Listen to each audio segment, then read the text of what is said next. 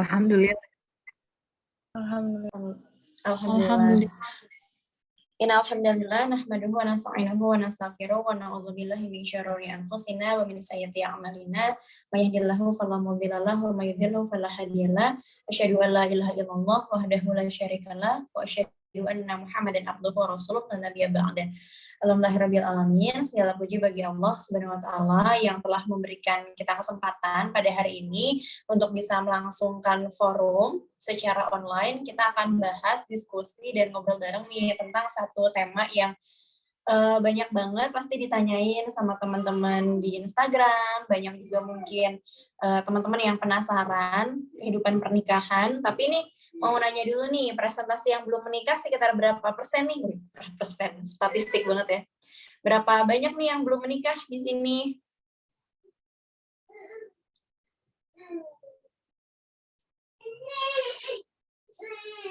Saya. Siapa lagi nih? Paling kenceng ya banyak. Saya. Wih, banyak banget ya. Still single-ilah. Oke. Karena kan pembahasannya tentang pranikah sama pasca nikah ya. Karena kan itu dua pembahasan yang agak berbeda.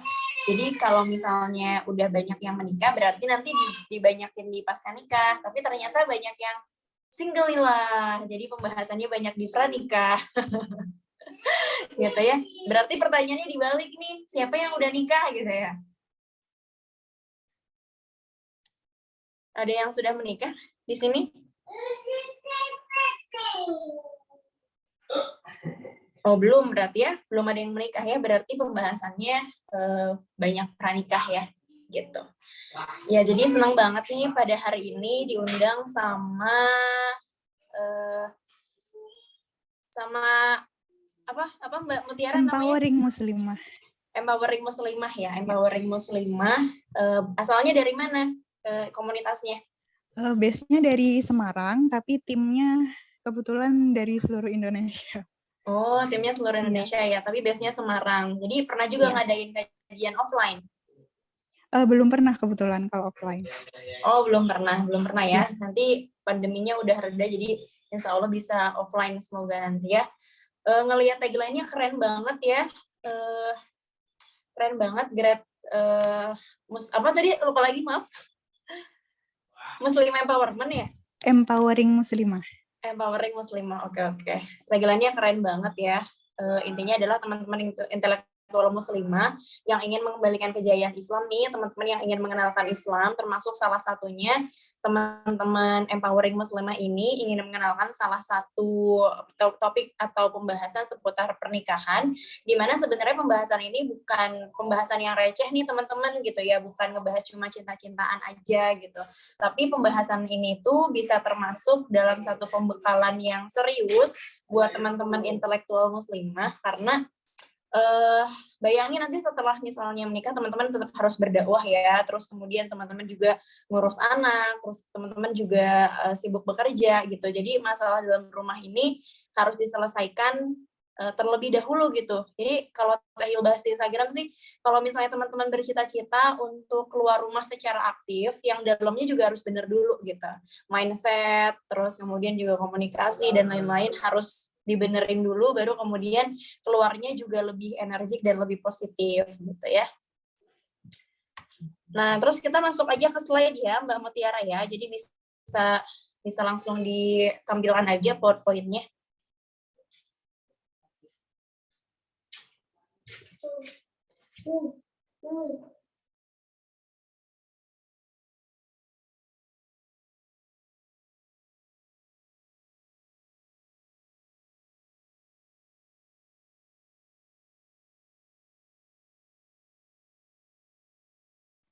Ya, sudah kelihatan ya?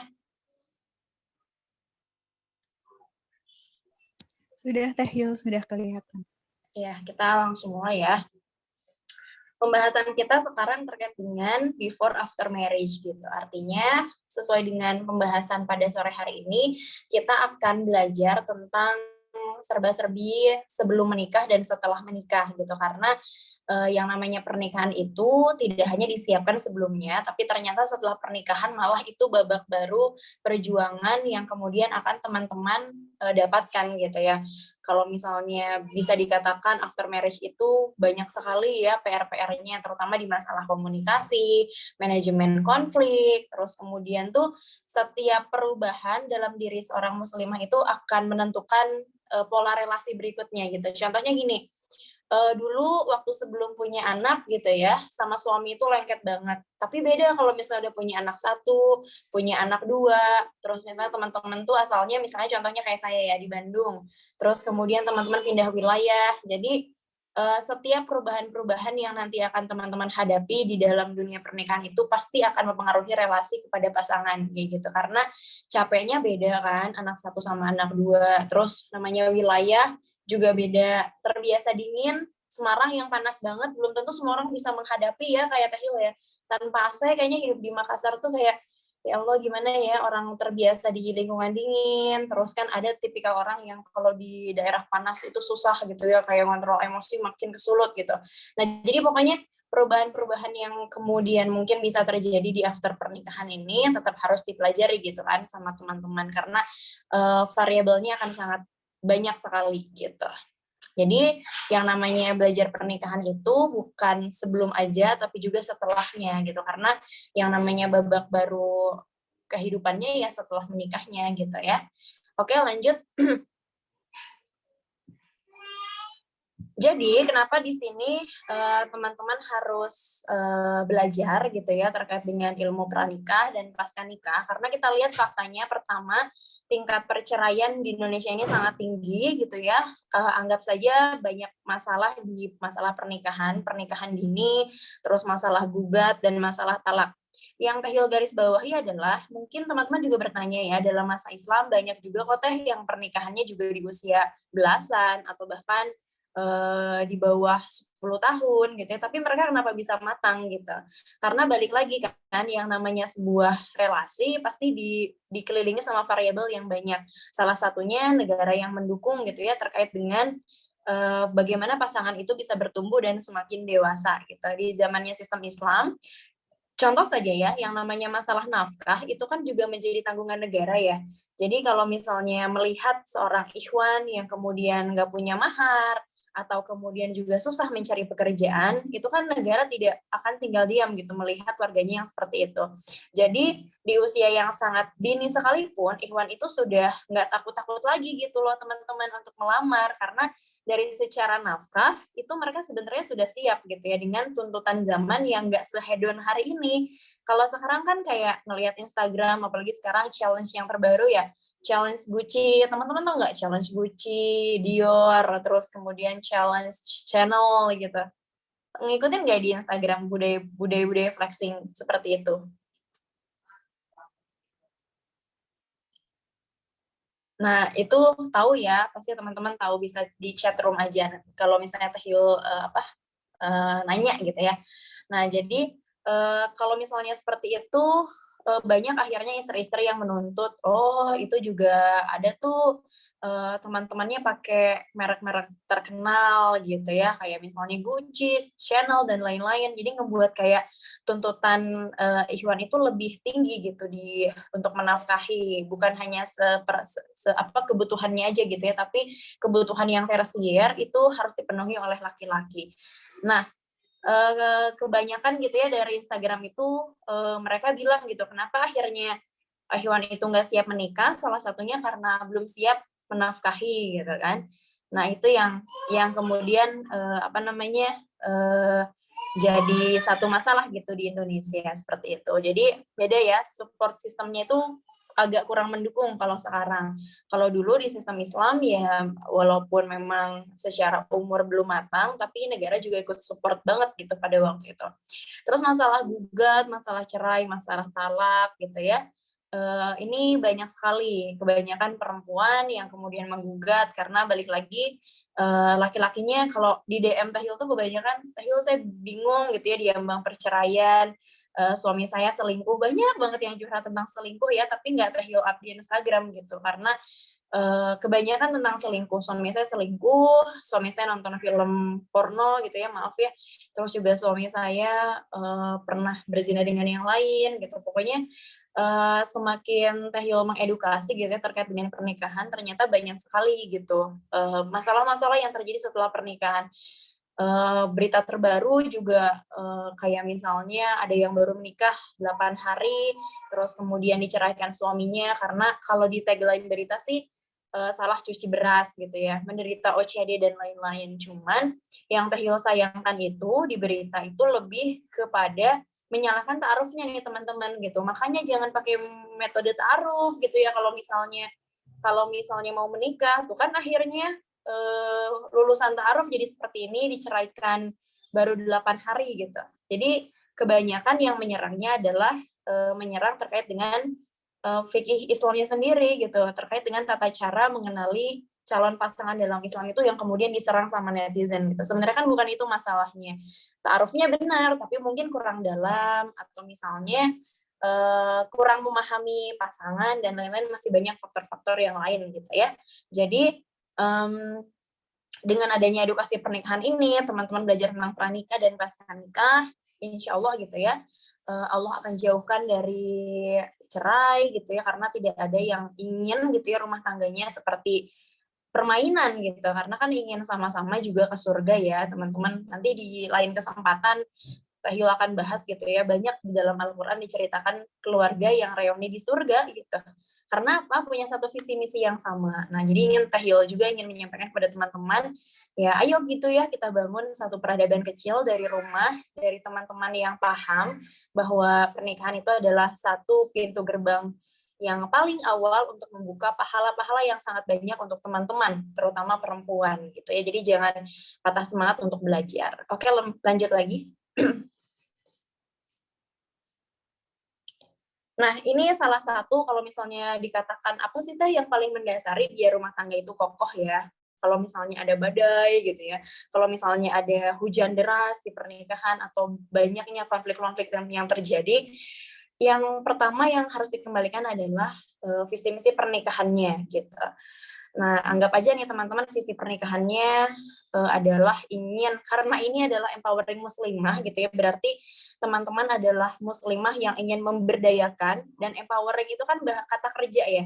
Kata kerja itu berarti aktif nih, berarti teman-teman kan memang memutuskan menjadi muslimah yang kontributif, yang memang ingin berkontribusi untuk yang lainnya. Berarti kalau itu adalah kata kerja aktif, teman-teman juga harus memahami bahwa setelah menikah juga nggak berhenti empoweringnya gitu ya.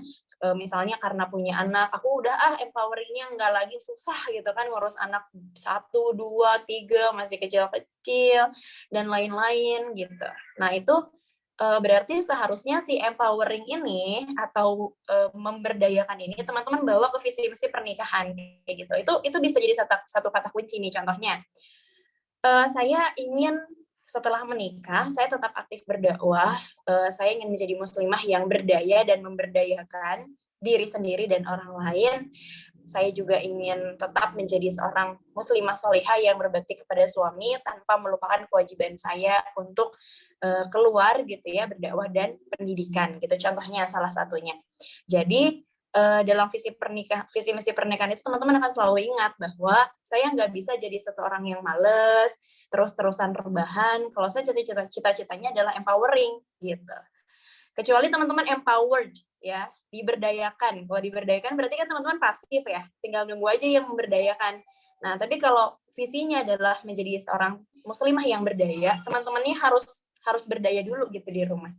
Nah, ini yang akan menjaga pernikahan itu adalah visi misinya. Teman-teman tentukan dulu visi misi diri sendiri itu apa yang ingin dicapai 5 tahun, 10 tahun ke depan gitu ya. Yang kemudian ini jadi satu landasan nih buat teman-teman yang kemudian ingin menemukan pasangan yang sejalan gitu. Jadi kalau teman-teman sudah menemukan visi misi hidup yang lebih realistis ya, bukan cuma jadi hamba Allah gitu. Hamba Allah tuh pasti, tapi realistisnya tuh apa gitu. Misalnya tadi ingin jadi muslimah yang empowering gitu, artinya yang memberdayakan orang. Berarti harus cari calon suami yang menerima tugas dakwah teman-teman gitu. Itu yang pertama, syarat yang paling utama di mencari calon suami, karena itu ditentukan visi misi teman-teman sendiri selaku muslimah. Nah, jadi di sini harus mencari seseorang ya. Visi misi pernikahan ini akan dibangun melalui 3M, mafahim, makois, dan qanaah. Jadi pertama, pemahamannya, terus kemudian standarnya dan ketundukannya. Jadi kalau misalnya nanti mau cari calon suami, usahakan yang pemahamannya sama, standarnya sama, ketundukannya sama, maka insya Allah akan langgeng gitu ya, semua jika dibangun atas asas Islam. Contohnya apa? Kalau misalnya teman-teman cari yang satu visi misi gitu ya, terus kemudian sama standarnya, misalnya halal haram tuh udah ngerti gitu ya, halal apa, haram itu apa. Suatu saat keluar negeri itu nggak akan berdebat gitu masalah kayak kenapa sih kamu kok makan daging sapi tapi tanpa disembelih. Nah, berarti kan kalau yang sudah satu visi misi ngaji sama gitu ya, itu kan pasti pemahamannya akan sama gitu. Tentang perempuan bekerja misalnya ya, kalau dari awal nggak clear gitu ya masalah ini, nanti di pernikahan awal itu malah pusing gitu, karena kok kamu perasaan keluar terus ya gitu. Tapi orang yang sudah mengerti bahwa istrinya ini juga ingin berkarya di luar gitu, mengizinkan gitu ya untuk pergi keluar rumah dengan batasan tertentu. Jadi kalau misalnya teman-teman punya suami yang dia pemahamannya sama, insya Allah gitu ya, ngisi ngisi kajian kayak gini, dititipin sebentar anak-anak nih, kayak Tahil kan dijaga sama suami gitu ya, pasti kan, karena tahu dari awal juga kan Tahil udah aktif ngisi kajian, terus gitu, ngisi seperti ini, jadi pas nikah juga nggak ada aktivitas yang dikurangi gitu, cuman paling beberapa agenda-agenda aja yang kemudian dikurangi gitu kan, atau misalnya yang tadinya bersihin rumah pagi jadi malam-malam karena kan paginya aktif ngisi kajian dan lain-lain gitu. Nah, terus standarnya juga harus sama nih, teman-temannya pakai standar Islam. Contohnya misalnya kalau nggak sama visi misinya, yang satu pengen ngambil rumah kredit, sementara teman-teman tahu bahwa kredit dalam Islam itu riba. Nah, kalau nggak sama standarnya, susah gitu ya. Standarnya kan tahu gitu bahwa yang namanya riba itu seperti menzinahi ibu kandung sendiri. Kalau suaminya nggak ngerti, susah. Padahal dia kan koamnya, dia pemimpinnya gitu. Jadi kalau bisa cari yang memang standarnya sama gitu. Nanti ke depannya pasti akan susah gitu ya. Masalah rumah, masalah motor, masalah mobil, sekolah anak, dan lain-lain gitu ya. Terus ketundukannya juga harus sama gitu ya, sama-sama takut sama Allah gitu. Jadi ketika dia keluar rumah, suami dia takut gitu ya, nggak akan selingkuh karena dia tahu diawasin sama Allah. Dan istrinya ketika dalam rumah, dia pun tahu diawasi sama Allah. Jadi dia nggak mungkin mengizinkan laki-laki asing gitu ya masuk ke rumahnya, karena sama-sama tahu mereka tuh hamba Allah dan sama-sama diawasi sama Allah gitu. Dan mereka juga punya visi misi untuk beribadah kepada Allah. Pernikahan ini inginnya tuh sampai akhirat, jadi nggak mungkin mereka itu istilahnya mengkhianati satu sama lain lah, karena kan tahu bahwa mereka itu sama-sama hamba Allah dan menginginkan keberkahan dalam rumah tangganya. Jadi ini salah satunya teman-teman. Nanti kalau misalnya terjadi sesuatu dalam pernikahan, ingat aja ini visi misi pernikahan yang teman-teman bahas gitu ya sama calon pasangan. Misalnya kalau konflik, kamu ingat nggak kalau visi pernikahan kita itu untuk memberdayakan orang. Tapi kalau kitanya aja kayak gini, selalu berantem, gimana bisa gitu kan. Jadi kan bisa saling mengingatkan gitu nantinya gitu ya. Oke, lanjut ke slide berikutnya. Nah, apa itu visi misi pernikahan gitu? Yang pertama, visi itu adalah gambaran besarnya, tujuan utamanya, dan cita-cita dari sebuah pernikahan. Bersifat jangka panjang dengan kalimat yang lebih umum. Sama ya kalau teman-teman pernah berorganisasi, organisasi aja pasti ada visi misi organisasi gitu. Karena nggak mungkin organisasi itu berjalan tanpa tujuan. Nah, pernikahan juga sama. Kalau berjalan cuma jalan, bisa, tapi mungkin nanti banyak beloknya gitu ya. Sama seperti kendaraan atau misalnya kapal di lautan, jalan sih jalan gitu, tapi mungkin lebih lama, lebih berkelok-kelok dan berputar-putar tanpa arah gitu. Nah, si visi misi pernikahan ini dia akan menjadikan pernikahan itu satu tujuan dan kemudian juga tidak akan berkelok-kelok gitu ya. Jadi lebih cepat gitu berdayanya itu di pernikahan itu. Ibarat bisnis, kalau bisnisnya itu ada visi misinya, bertumbuhnya tuh cepat, omsetnya tuh cepat naik, terus banyak followersnya gitu ya, itu karena ada tujuannya. Tapi kalau cuma jalan-jalan doang, itu bakalan ya jalan sih, tapi ya nggak ada ininya, nggak ada perubahannya gitu ya. Nah, jadi visi itu gambaran lebih umumnya, dan misi ini adalah penjabaran atau langkah-langkah yang akan dilakukan untuk mewujudkan visi tersebut, khusus dan lebih detail. Kita lihat contohnya di slide berikut ya. Nah, ini contohnya. Jadi, pertama tadi temukan visi misi diri sendiri dulu. Kira-kira 5 tahun, 10 tahun, teman-teman ini mau jadi apa? Mau jadi muslimah yang seperti apa yang ingin dicapai, gitu ya. Specifically, gitu ya, teman-teman harus menemukan jati diri teman-teman. Saya ini hidup untuk apa? Saya ini siapa? Jangan kehilangan jati diri, gitu ya. Karena kalau kitanya aja bingung, susah gitu ya untuk nanti menentukan visi misi ke depan. Misalnya, di sini misinya siapa kita gitu ya, mau apa kita, dan strateginya bagaimana kita ke sana, apa yang kita tuju gitu ya. Jadi sekarang ini kita hidup di dunia untuk beribadah kepada Allah, dan akan dipertanggungjawabkan semuanya itu sudah clear ya, visi kita sebagai hamba Allah. Nah, terus kalau misalnya secara technically gitu ya, diturunkan dalam visi misi pernikahan, contohnya sederhananya visinya menurunkan berat badan nih teman-teman gitu ya, lebih umumnya menurunkan berat badan. Misinya misalnya puasa, diet, no gorengan, jadi lebih ke teknis-teknis yang kemudian bisa mendukung visi tersebut itu apa. Nah, terus ada juga kalau bahasa bisnisnya namanya widely important goals, jadi artinya tujuan-tujuan penting yang ingin dicapai, jadi schedule harian untuk mencapai goals tersebut. Hari ini saya harus ngapain? Hari ini saya minum air misalnya berapa 2 liter gitu ya. Besoknya saya makan sayuran. Jadi lebih kepada teknis perharinya. Nah, contohnya jadi kalau misalnya ada yang nanya, "Tahil kok aku belum dapet jodoh?" gitu ya. Nah, bisa juga kayak gini, dalam 1 bulan ini teman-teman coba targetnya apa nih untuk jadi si cari jodoh itu dijadikan kayak target bulanan gitu. Hari ini coba aku tanya ke Teh Yul gitu ya. Terus minggu depan coba aku tanya ke Ustadz ini. Terus minggu depannya lagi coba aku ikutan kelas online ta'aruf. Besoknya lagi aku ikut kajian. Jadi intinya cari circle-circle di mana bisa mendekatkan kepada jodoh kita. Jadi intinya kalau misalnya mau menikah, harus ditulis goals-nya tuh apa aja, si widely important goals-nya itu apa aja. Kan visinya menemukan jodoh nih gitu misalnya ya, misinya apa gitu. Terus harus ada target per harian atau per mingguan yang kemudian mendekatkan kepada tujuan tersebut. Jadi kalau misalnya teman-teman merasa kok jodoh aku nggak datang-datang, ya berarti dijemput. Cara jemputnya gimana? Ditulis goals-nya. Jadi jangan takut, jangan malu untuk menulis bahwa tahun ini saya menikah, tapi jelas gitu, ada target per bulannya, di mana teman-teman itu misalnya, saya mau nanya ke Teh Yul, gitu, ada nggak jodoh buat saya?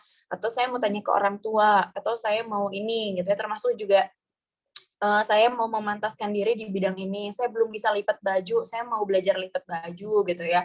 Saya mau belajar masak dulu, gitu. Jadi intinya daripada galau nggak jelas gitu nih teman-teman gitu ya, mana jodohku, mending ditulis aja targetnya, nanti pas gitu ya, karena kadang-kadang jodoh tuh kan tiba-tiba ya, tiba-tiba CV masuk, tiba-tiba ustazah nawarin untuk ta'aruf gitu ya, ada aja gimana jalannya. Karena Allah juga sudah melihat ikhtiar teman-teman tuh kencang banget gitu, mulai nanyain gitu ya, mulai belajar masak, mulai menata-nata rumah, belajar home decor misalnya gitu ya, biar rumahnya lebih enak dipandang, terus belajar bumbu-bumbu dapur bagi yang nggak tahu misalnya kayak gitu ya, belajar manajemen waktu, intinya tuh kayak setiap bulan ada progres menjadi organized mom gitu ya istilahnya, yang terorganisir. Nah, nanti lama-lama mungkin Allah juga akan melihat, oh ternyata memang ada ikhtiarnya. Jadi tiba-tiba jreng aja ya dikasih sama Allah jodohnya, udah siap banget itu gitu ya. Jadi harus ada gitu targetan per bulannya, targetnya bulan apa menikah ya ditulis aja gitu. Tapi jangan cuma ditulis, langkah-langkahnya juga ditulis. Nah, terus visi misi pernikahannya, misalnya visinya menjadikan keluarga sebagai keluarga harisan, aminan lil Islam, penjaga Islam terpercaya gitu ya dan kuat. Kalau misalnya mau jadi seseorang atau menjadi keluarga yang dimana dia bisa menjaga Islam, terus juga harus kuat, berarti misinya ini apa? Misinya dia menjadikan keluarga sebagai sarana tarbiyah terbaik. Dia ingin jadi pendidik bukan hanya untuk keluarganya, tapi juga untuk orang lain gitu ya, karena dia ingin mengenalkan Islam ke orang lain. Dia ingin menjadi edukator, dia ingin menjadi seseorang yang bisa memerdekakan orang lain dengan Islam, mengenalkan Islam. Otomatis suasana Islam di dalam rumahnya pun harus baik dulu kan kayak gitu ya. Terus juga mandiri secara finansial dan sikap gitu ya, terus kemudian juga secara jasadiah kuat gitu ya, karena misalnya sehat gitu ya, olahraga dan lain-lain. Nah, bagaimana widely important goals-nya nih teman-teman ya untuk mencapai itu?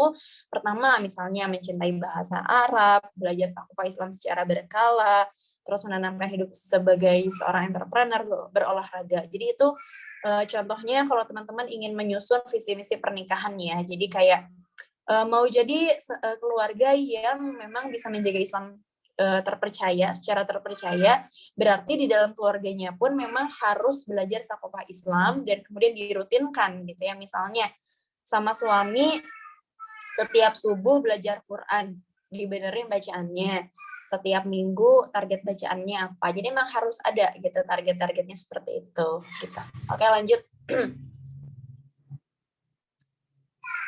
Nah, ini dia. Jadi salah satunya adalah ketika teman-teman ingin menikah itu perlu yang namanya ta'aruf gitu ya. Ta'aruf itu kalau secara bahasa itu dari kata ta'arafa, yaitu artinya saling mengenal ya. Kalau artinya saling mengenal berarti bukan perempuannya aja yang mengenalkan ke Ikhwan, tapi Ikhwannya juga mengenalkan ke akhwat gitu. Kadang tuh pernah ada yang DM kayak gini ya, Teh Yul, aku tuh kan ada Ikhwan tuh kan ngasih CV ke aku, terus aku ngasih CV ke dia, terus sama dia nggak direspon lagi Teh, itu artinya apa gitu. Nah kadang-kadang Ikhwan tuh kayak gitu ya, atau kadang akhwat juga ada yang kayak gitu. Jadi kalau misalnya lanjut atau enggak tuh harus ngasih tahu nih teman-teman gitu ya. Jadi kalau misalnya CV udah dikasih gitu ya, kalau lanjut ya bilang gitu ya, kalau enggak ya enggak usah. Kalau misalnya mau istikharah dulu ya bilang gitu sama calonnya, saya istikharah sekitar 1 mingguan ya gitu. Jadi ntar dikasih tahu, jadi nggak ngegantung lama gitu. Jadi jangan kayak ngegantungin. Nah, di sini apa sih bedanya teman-teman gitu? Ini salah satu ilmu pranikah yang teman-teman harus pelajari, bahwasannya tata cara mengenal calon pasangan itu juga ada dalam Islam dan ini juga sudah dijelaskan gitu ya. Jadi bukan pacaran gitu ya yang namanya cara saling mengenal dalam Islam. Pertama juga dari, aduh nggak kebaca ya ini ya, apa tuh namanya? Nah itunya. Nah dari tujuannya ta'aruf ini adalah untuk mengenal untuk menuju halal gitu ya teman-teman ya. Yang namanya mengenal untuk menuju halal itu sekedarnya gitu. Jadi memang sudah siap duluan gitu. Saya punya target mengenal si A dan saya ingin mengajaknya untuk halal gitu ya, bukan kayak coba-coba dulu. Kalau pacaran kan ngajak maksiat ya, nonton bioskop, berduaan, main gitu kan sampai tengah malam. Kalau ta'aruf tuh nggak mungkin ngajak ke bioskop atau misalnya main sampai malam, itu bukan gaya-gaya ta'aruf gitu kan. Jadi betul-betul bilang gitu ya, saya ingin berkenalan karena ingin punya niat baik ke anti, terus dijawab ya silahkan kirim CV, saling kirim CV, kalau lanjut ya oke, bilang ke orang tua, kalau misalnya nggak lanjut ya sudah gitu, berarti bukan jodoh. Terus kalau sudah itu ya lanjut di hitbah gitu kan, nazar dulu, hitbah, baru menentukan tanggal pernikahan, kan seperti itu urutannya ya. Jadi simple banget. Jadi kalau salah satu komen di reelsnya Teh Yul, ya Allah, simpel banget ternyata Islam ya, indah sekali gitu. Nggak neko-neko kayak pacaran kredit mobil 4 tahun, ternyata jagain jodohnya orang gitu kan. Banyak yang kecewa gara-gara seperti itu. Tapi ta'aruf tuh menjaga hal-hal baper itu biar ya kalau jodoh ya lanjut, kalau enggak ya sudah gitu. Nah, sifatnya juga tertutup dan rahasia teman-teman ya. Jadi nggak yang kayak gaya lifestyle sekarang kayak lamaran diumumkan, sebenarnya nggak seperti itu gitu ya. Kalau yang namanya khitbah atau misalnya ta'aruf itu masih tertutup dan rahasia karena bisa jadi juga bukan jodohnya gitu. Kalau belum akad itu belum tentu bisa lanjut ke pernikahan gitu ya teman-teman ya, masih banyak gitu apa namanya hal-hal yang kemudian bisa terjadi setelah itu. Misalnya entah kecelakaan ya, nauzubillah min dzalik, atau misalnya tiba-tiba apa gitu. Jadi jangan disiarkan gitu yang namanya lamaran, jangan disiarkan yang namanya ta'aruf, biar hanya kita berdua, orang tua dan orang yang dipercaya aja yang kemudian mengetahui hal tersebut. Nah, kalau pacaran kan dipamer, diumbar ya, apalagi kalau misalnya Facebook itu kan kayak memfasilitasi dulu ya relationship with siapa gitu kan, kalau misalnya kalau misalnya pacaran kan, dan lain-lain gitu. Terus pelaksanaannya itu langsung menghubungi wali calon gitu ya kalau ta'aruf. Kalau pacaran memang hanya memuaskan nafsu pada pasangannya. Kalau pacaran tuh kadang-kadang nggak mau kenal sama keluarganya, kadang-kadang nggak mau diajak ke rumah gitu kan. Kalau ta'aruf tuh harus ke rumah gitu, biar nanti orang tua tuh kadang-kadang punya firasat ya istilahnya tuh ya, firasat dan kecenderungan yang, oh iya nih kayaknya bener deh buat anakku. Ibu tuh kadang-kadang punya aja yang kayak gitu. Jadi jangan ragu-ragu bawa calonnya ke rumah, karena eh, orang tua yang paling tahu sifat kita dan cocok nggak sama si ini, ya itu tuh orang tua bisa langsung klik gitu istilahnya. Karena kan orang tua yang mengenal kita dari lahir ya, dari kita bayi, terus mengurus sampai dewasa, dibekali gitu ya rasa-rasa kayak ini cocok buat anakku ataupun tidak gitu. Nah pertemuannya disertai wali kalau ta'aruf gitu ya, kalau pacaran enggak ya, biasanya berduaan, suka mojok dan lain-lain. Komunikasinya dibatasi ke atas aja itunya gambarnya. Dibatasi hanya untuk persiapan menikah. Kalau untuk yang pacaran melewati batas ya biasanya ngebangunin sholat gitu istilahnya, pacaran islami dan lain-lain. Kalau ta'aruf nggak boleh kayak gitu ya.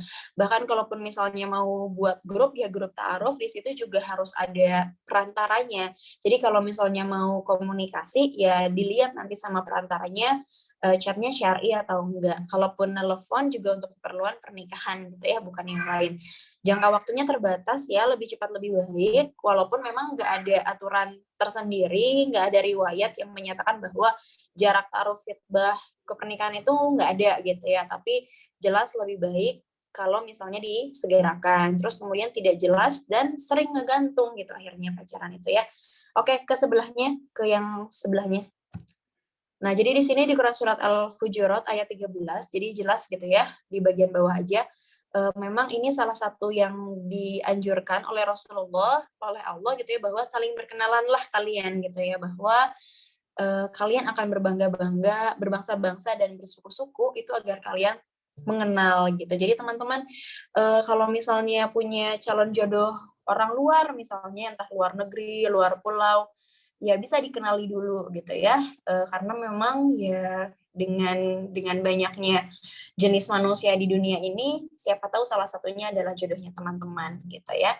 Jadi ta'aruf jelas proses berkenalan sebelum menuju jenjang pernikahan, bukan yang lain ya. Jadi nggak ada chat-chatan yang nggak syar'i, terus kemudian juga menanyakan hal-hal yang di luar batas itu enggak. Semuanya tentang pernikahan aja gitu, yang kemudian ada dalam proses ta'aruf dan khitbah.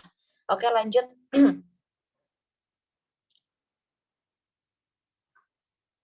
Nah, tahapan ta'aruf tadi itu sudah Teh Yul sampaikan sedikit. Jadi pertama ada tukar CV, terus kemudian ada istikharah ya teman-teman, meminta petunjuk dari Allah apakah ini yang terbaik atau tidak, terus menentukan jadwal pertemuan. Harus ditemani oleh wali, gali pertanyaan syar'i sedalam-dalamnya, terus kemudian setelah itu menentukan waktu bertemu antar keluarga dan tentukan waktu pernikahan. Simple banget gitu ya dalam ta'aruf ini. Kalau ditanya berapa kali bertemu sih, kalau Teh Hilal sendiri 2 kali cukup gitu ya. Jadi waktu itu suami itu pertemuan pertama sama orang tua, tapi itu belum belum apa ya, belum yes gitu istilahnya, cuma ngelihat aja terus nanya-nanya gitu ya. Nah terus pertemuan kedua baru suami sama keluarganya gitu. Jadi cukup 2 kali langsung menikah sebenarnya gitu. Kalau Tehil cuma 2 bulan aja sih ya dari ta'aruf ke pernikahan. Jadi nggak lama juga ya, kalau misalnya semuanya udah siap mah nggak lama gitu. Jadi kalau yang nggak siap pasti ada aja alasannya. Nunggu aku lulus, nunggu aku studi S2 selesai, nunggu aku ngapain, nah berarti tuh belum siap kayak gitu. Kalau udah siap mending lulus dulu baru menikah gitu kan. Atau kalau mau sambil studi menikah gitu. Jadi nggak bisa ya kayak misalnya nunggu aku 4 tahun lagi, 3 tahun lagi, itu kasihan perempuannya gitu. Kasihan perempuannya yang siapa tahu nanti juga ada yang lebih baik, yang lebih siap gitu ya. Terus tiba-tiba juga kita nggak tahu 3 tahun tuh apakah jadi sama dia atau enggak gitu. Jadi jangan selama itu gitu kalau sama perempuan kan ya. Oke, slide sebelahnya. Nah, jadi di sini si fit ta'aruf nih bonus gitu ya teman-teman ya. Gimana sih ini, karena banyak banget ditanyain gimana caranya CV ta'aruf, tapi mungkin di pertemuan lain gitu ya. Tapi intinya CV ta'aruf ini beda kayak CV kerja, teman-teman ya. Jadi nggak usah menyertakan kayak TK di mana gitu-gitu. Kayak misalnya pernah pelatihan apa, ya yang paling bagus aja lah yang teman-teman cantumkan gitu. Yang kemudian mendukung visi misi pernikahannya tadi gitu. Misalnya pertama, bertujuan untuk saling mengetahui informasi masing-masing, gitu, informasi yang menjelasnya seperti apa, keluarganya misalnya pekerjaannya apa, riwayat penyakit dan lain-lain ya itu semua disertakan. Siapa tahu kan karena takutnya ada penyakit keturunan atau misalnya kayak misalnya asma ya dan lain-lain. Pernah nggak sakit parah gitu atau misalnya keluarganya punya sakit turunan nggak, itu menurut Tahil perlu gitu ya disertakan. Terus tidak ada standar baku dalam ta'aruf, yang penting cukup untuk menggali informasi dan disesuaikan dengan kebutuhan, kayak gitu ya. Contohnya pernah Tehil juga ta'aruf sama orang gitu ya, dia bilang bahwa bukan suami yang sekarang ya, maksudnya yang dulu juga pernah dia katakan bahwa keluarga saya itu sangat mengenal klinik gitu, karena orang Jawa ya.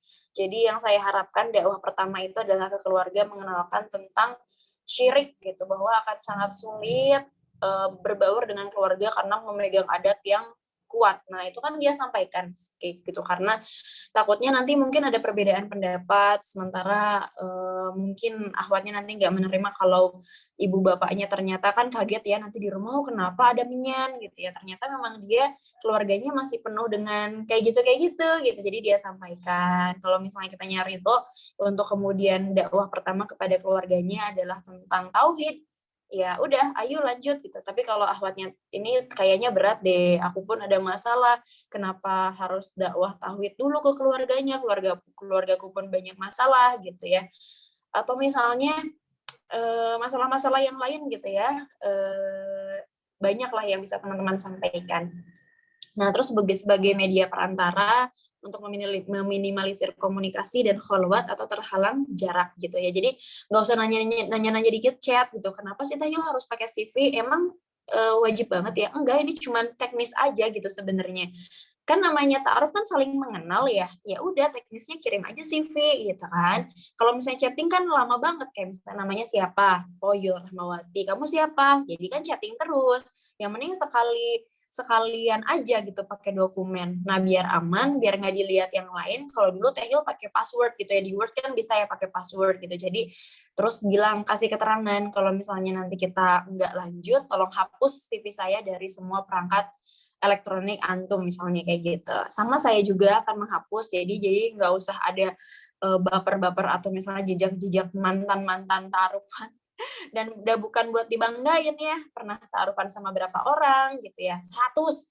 Yang penting kan jadi atau enggak gitu kan. Kalau misalnya taruhannya banyak tapi nggak jadi-jadi mah aduh kan juga sama gitu ya. Jadi mah nggak usah dikoleksi, nggak ada yang namanya mantan atau jatah mantan taruh mah nggak ada gitu ya. Jadi ya udah gitu aja biar aman, dikunci gitu ya dokumennya, PDF-nya, Word-nya, biar nggak ada yang baca gitu kan. Terus kemudian ya gitu kasih keterangan kalau misalnya nanti kita nggak berjodoh, tolong hapus ya. Kalau udah berjodoh kan bisa dilihat-lihat lagi, ternyata kamu dulu kayak gini. Jadi suka ini kan, jadi suka senyum-senyum sendiri nanti sama pasangannya gitu. Kayak Tehil juga kadang-kadang gitu, oh dulu kamu ternyata kayak gini visi misinya ya, diingat-ingat lagi gitu ya, seperti itu.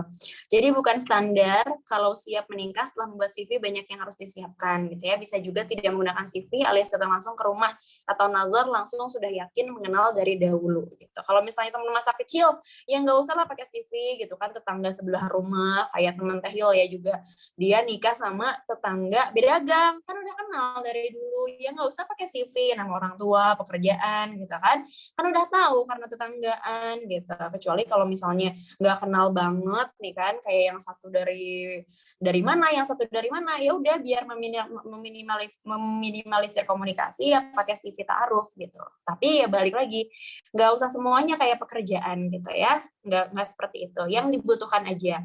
Misalnya karena Tehil ini apa ya, maksudnya karena punya cita-cita nih melanjutkan pendidikan, terus kemudian juga pendidikan itu salah satu yang Tehil lihat lah dari calon gitu kan dulu tuh. Jadi kalau misalnya kurang lengkap, nah Tehil minta visi misi pendidikannya apa nih gitu. Kira-kira ngizinin nggak kalau misalnya sekiranya misalnya saya lanjut studi ke luar negeri misalnya kayak gitu, ngizinin nggak kalau misalnya saya studi di dalam negeri, pokoknya kayak gitu. Itu jadi salah satu pertimbangan Teh Yul. Nah, teman-teman juga mungkin punya pertimbangan yang lain yang itu akan mendukung visi misi teman-teman. Nah, itu beda-beda setiap orang gitu, nggak bisa sama. Teh Yul sama teman-teman kan beda gitu. Mungkin kalau Teh Yul lebih menekankan kepada misalnya lanjut studi atau misalnya kerja bagi muslimah atau tentang pengasuhan anak gitu ya, mau kayak gimana, itu mungkin yang lebih ditekankan sama Teh Yul. Nah, kan beda gitu ya sama teman-teman yang lain gitu ya. Entah misalnya setuju nggak kalau misalnya habis menikah mengurus orang tuaku karena orang tuaku udah sepuh. Nah, kalau Teh Yul kan nggak kayak gitu ya, karena orang tua juga masih ada yang mengurus, jadi nggak jadi prioritas yang itu gitu. Beda kan teman-teman sama teman-teman misalnya, kalau misalnya prioritasnya adalah menjaga orang tua setelah menikah, itu yang harus disampaikan kepada calon pasangan. Jadi itu adalah syarat utama bahwa saya tidak bisa meninggalkan kota ini karena saya harus menjaga orang tua, karena orang tua saya sudah sepuh dan saya adalah anak satu-satunya. Prioritasnya kan berarti beda gitu. Nah, jadi jangan sungkan-sungkan mengatakan itu kepada calon pasangan. Kalau dia memang jodoh kita, dia pasti akan menerima segala kondisi yang memang ada pada diri kita. Termasuk kayak kita sakit misalnya gitu ya. Termasuk orang tua kita sudah sepuh, atau misalnya kita lagi ada ujian ini itu. Walaupun nggak harus gamblang banget dijelasin gitu ya, tapi intinya saya ada masalah gitu misalnya gitu ya. Jadi intinya dijelasin aja kalau misalnya saya harus menjaga orang tua, mungkin nanti ada hak suami yang belum bisa saya penuhi karena saya harus mengurus orang tua yang sudah sepuh dan sakit-sakitan kayak gitu. Ikhlas nggak, ridho nggak kalau jadi suami nanti agak terbagi waktunya gitu. Jadi seperti itu ya. Oke, lanjut. Nah, jadi ada beberapa hal yang diperbolehkan dan tidak diperbolehkan saat ta'aruf gitu ya. Jadi yang pertama, yakin gitu ya bahwa ta'aruf ini adalah jalan yang syar'i. Jadi kalau misalnya suatu saat teman-teman banyakin ditolak atau misalnya nggak dapet jodoh dari jalur ta'aruf, itu bukan ta'arufnya yang salah gitu, karena memang belum digariskan aja sama Allah gitu ya. Jadi insya Allah suatu saat harus yakin bahwa akan ada yang satu visi misi dengan teman-teman, dengan yang sesuai dengan apa yang teman-teman harapkan dan lain-lain. Bahwa jodoh itu memang sudah ditetapkan di lauh mahfuz gitu ya, nggak kurang nggak lebih, buang semua perasaan, cacat dan sebagainya gitu ya. Kalau misalnya gagal ta'aruf ya, jadi udah nggak usah nggak usah dibaperin, nggak usah dikenang gitu ya. Dia udah sama yang lain, kita juga sama yang lain, ya berarti memang bukan jodohnya aja gitu ya, sisanya tawakal dan kita move on gitu. Jadi jangan banyak cerita bahwa susah move on dari ta'aruf gitu, karena kita nyangkanya dia ikhwan aktivis gitu kan, idaman akhwat masjid gitu kan, kata-katanya halus gitu ya dan lain-lain gitu. Itu hanya penampakannya aja gitu ya. Banyak banget kasus pernikahan yang terjadi yang itu pun menimpa aktivis dakwah gitu teman-teman, kayak gitu ya. Masalah nafkah contohnya ya, bahkan satu visi misi pun kadang ada yang berbeda. Ada salah satu teman Teh Yul juga dapat cobaan ya, subhanallah, kayak kalau misalnya teman-teman percaya, kayak apa ya, jadi setelah menikah itu suaminya itu seperti kayak diserang jin gitu. Jadi kayak merasa bahwa istrinya ini kok terus-terusan kayaknya tuh berzina gitu sama yang lain. Jadi dia tuh nuduh terus teman Teh Yul tuh berzina, padahal mah enggak gitu kan. Tapi dia tuh kayak ngerasa istrinya ini banyak salah dan lain-lain gitu ya. Ngelihat istrinya itu kayak penuh dengan prasangka-prasangka gitu. Nah, jadi itu kayak ada apa ya, dicintai jin gitulah pokoknya si suaminya ini. Hingga akhirnya qadarullah gitu, apakah mereka pasangan dakwah mereka juga gitu ya, mereka juga halaqah, mereka juga ngaji, tapi tetap aja gitu yang namanya cobaan rumah tangga ya, entah apa yang terjadi nanti ke depannya, ya kita nggak tahu gitu. Teman Teh Yul tuh apa tahu, enggak, dulu mah biasa aja gitu, maksudnya kayak oh ya dia aktivis dakwah, ya udah kita nikah karena sama-sama satu pemahaman. Siapa yang tahu ujiannya bakalan seperti itu, kayak dituduh berzina gitu, padahal nggak ngapa-ngapain, padahal halaqah sama Teh Yul gitu ya. Terus pulang-pulang, kamu dari mana aja, kayak lupa gitu istrinya tuh kemana gitu kan, itu kan udah parah banget gitu ya. Kamu kemana aja kayak gitu, aku kan sama Teh Yul, enggak kamu bohong gitu. Ya gimana kalau misalnya rumah tangganya kayak gitu kan, terus diruqyah terus tapi ternyata nggak berhasil karena juga kayak agak-agak error kan suaminya kayak gitu, bisa membahayakan diri sendiri dan istrinya kan, udah punya anak 2, juga umurnya di bawah Tehil jauh gitu kan, masih muda. Tapi ya seperti itu gitu cobaannya. Nah, jadi kita nggak tahu kan cobaan apa yang bisa terjadi di diri kita, makanya siapkan yang terbaik dan terburuk gitu, yang memang bisa terjadi pada diri kita. Oke, coba lanjut ke bawah. Kalau misalnya, jangan lakukan ya, jangan baper, ta'aruf juga nggak selalu berujung pernikahan gitu ya, itu salah satu cara aja gitu. Jadi kalau misalnya nggak berhasil, ya udah cari cara yang lain gitu ya, jangan diumbar ya bahwasanya pernah ta'aruf dan X, Y, Z gitu kan. Bukan apa ya, ajang pamer gitu. Dulu ya zaman-zamannya Tehil kayak yang berhasil ta'aruf sama akhwat ini tuh kayaknya tuh apa gitu, sampai diomongin kayak susah banget tembus ke akhwat ini gitu ya, sampai bahkan bawa-bawa nama kampus ya. Akhwat di universitas ini tuh kayak matre gitu ya, atau misalnya universitas akhwat ini tuh kayak kayak gimana gitu. Nah, jadi jangan labeling seperti itu kan, nggak semuanya juga kayak gitu. Dan jangan kepo berlebihan gitu kan, karena belum tentu juga jodoh gitu kan. Jadi ya sewajarnya aja yang kemudian teman-teman tahu gitu datanya dan dibutuhkan ke depannya. Oke, lanjut. Nah, terus ikhtiar kesiapan menikah, kira-kira apa aja yang teman-teman harus perlukan gitu ya. Nanti tolong ingatkan kalau waktunya habis atau berapa menit lagi gitu ya. Eh, Oke, jadi apa saja yang perlu disiapkan? Yang pertama kesiapan ilmu pranikah nih teman-teman gitu ya. Salah satunya tadi kita udah bahas tentang ta'aruf, tentang khitbah, jangan sampai salah gitu ya. Terus ada juga tentang finansial, ada tentang ilmu reproduksi gitu ya, dan lain-lain masih banyak. Di Reels Tehil juga udah pernah bahas. Karena harus apa ya, clear satu persatu lah gitu ya, yang nanti teman-teman hadapi di pernikahan itu apa ya, kayak terus-terusan gitu dateng gitu, masalah misalnya mertua, masalah uang, masalah tempat tinggal, ada aja gitu ya, yang memang perlu didiskusikan. Jadi tadi kesiapan ilmu pranikah, ikhtiar kesiapan mental atau psikis juga harus sehat gitu ya, karena balik lagi, yang namanya menikah tadi ya tadi salah satunya, cerita dari teman Teh Yul, tiba-tiba mentalnya tuh kayak agak-agak terganggu kan susah gitu, jadi ke pasangannya juga berdampak. Teman Teh Yul yang lain juga, dia ini kerjanya bagus gitu ya, Ikhwan ya kerjanya bagus, gajinya besar, udah punya rumah, mobil, dan lain-lain gitu ya. Terus menikah sama, dokter gitu ya, cantik dan lain-lain, tapi ternyata setelah menikah baru ketahuan bahwa si Ikhwannya ini memang juga mengidap penyakit mental. Jadi kayak suka menyakiti diri sendiri dan orang lain gitu. Akhirnya apa? Yang bercerai juga gitu, tapi mereka belum punya anak ya. Jadi kayak baru tahu bahwa setelah menikah itu dia kok suka nyakitin orang gitu, suka nyakitin diri sendiri, kayak kalau lagi stres itu baru kelihatan gitu.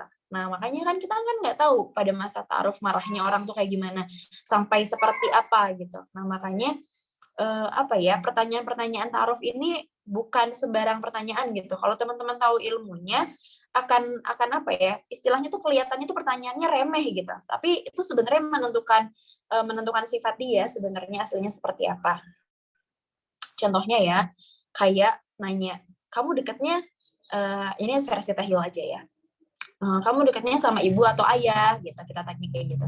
"Dekatnya sama ibu." "Dekat sama ayah nggak?" Nggak pernah dekat sama ayah." "Apa momen yang paling kamu ingat sama ayah?" Misalnya gitu. "Nggak, aku nggak pernah ingat momen apa-apa sama ayah, aku cuma ingat sama ibu," misalnya dia bilang kayak gitu. Nah, berarti kita bisa lihat dari situ ada pola komunikasi yang salah dan dari dia dengan ayahnya gitu. Artinya apa? Hubungan relasi orang tuanya kurang baik hingga akhirnya mungkin dia punya trauma masa lalu atau misalnya dia trauma masa kecil terhadap ayahnya, mungkin sering dipukulin gitu ya, atau misalnya dia juga jarang jarang diajak ngobrol sama ayahnya, atau ayahnya sering keluar kota dan kurang hadir sosoknya di keluarga, itu bisa jadi. Jadi pertanyaan cuman kayak kamu deket sama ayah atau ibu gitu kan, kayak receh banget kan nanya-nanya kayak gitu. Tapi kalau kita punya ilmunya, kalau teman-teman tahu cara menggali pertanyaan di masa-masa ta'aruf ini, bisa kelihatan sifatnya. Akhirnya apa dampaknya? bagi seorang pemimpin atau qawam gitu ya, calon suami yang dia kurang dekat sama ayahnya, dia kurang punya figur maskulinitas gitu istilahnya. Figur yang gimana dia seharusnya bersikap menjadi seorang pemimpin karena dia nggak lihat dari ayahnya. Bisa jadi setelah menikah dia jadi sosok yang kurang mandiri, atau misalnya dia jadi orang yang susah untuk memutuskan sesuatu karena dia nggak lihat dari siapapun. Dia cuma lihat dari ibunya. Atau misalnya teman-teman bisa lihat pertanyaan kayak apalah gitu, sesuatu